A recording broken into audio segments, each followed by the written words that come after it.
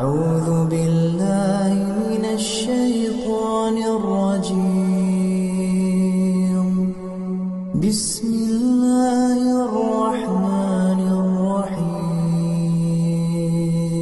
الله الذي جعل لكم الليل لتسكنوا فيه والنهار مبصرا إن الله لذو فضل على الناس ولكن أكثر الناس لا يشكرون